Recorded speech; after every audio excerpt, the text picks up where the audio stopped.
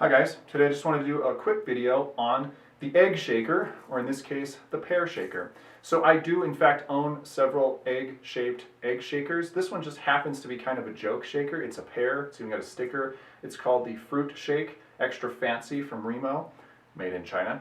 And it does the same thing though. Pears are of course similarly shaped to eggs in the first place. Now you're probably thinking, why on earth would I do a video on a shaker? That's stupid, anyone can play the shaker. But in my experience, anyone cannot play the shaker. A lot of people who are not used to playing a shaking type instrument, whether it's this or like the big cylindrical, sort of more South American style ones, they don't do a good job. They kind of move around too much, the rhythm isn't consistent. So when you're playing the shaker, the first thing you have to do is get a consistent motion down. If you do the same motion, you will get the same sound. Movement and sound are extremely related in percussion, but especially in shaking type objects. So the best motion I've found for shaking is a forward and back motion. Sometimes you can incorporate a little bit of up and down for a little bit more flavor to your shake. But really, the main thing you have to keep track of is the distance you move. If you want all of your shakes to be consistent in sound, they have to be consistently moved a distance. So if I make a very even shake here, it will look consistent like this.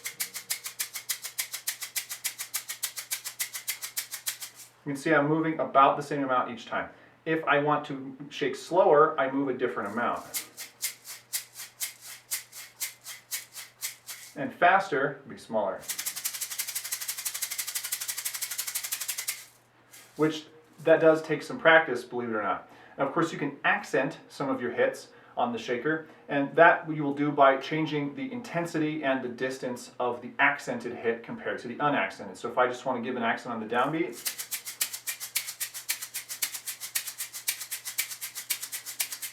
you see I lengthen and more violently attack that first one. I can also do it on the upbeat,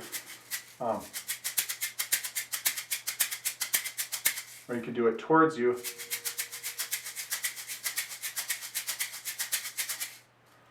Either way, it sort of works out the same way. Now you will see a lot of people doing an up and down version of the shake.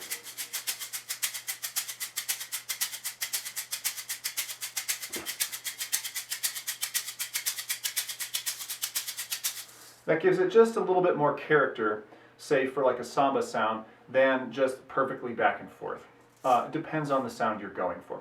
And of course with the shaker, holding it is sort of key.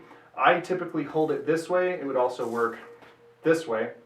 It really doesn't sound as good this way or this way.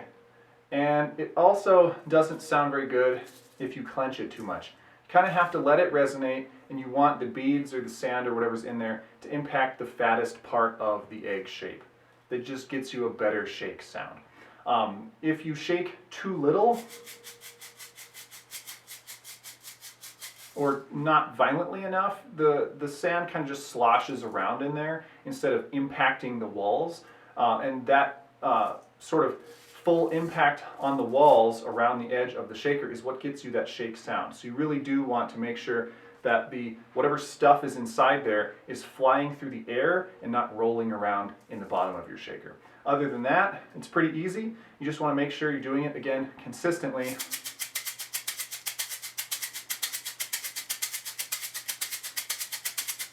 And getting the same shake every time. Doing a different motion or sloshing the beads around or changing your size, it doesn't give you a good shake. And it's something that I've seen many people mess up, assuming that they're going to be fine at it, and then they're not. So that's it. Thanks for watching, all about the egg or pear shaker. Thanks, and I'll see you next time.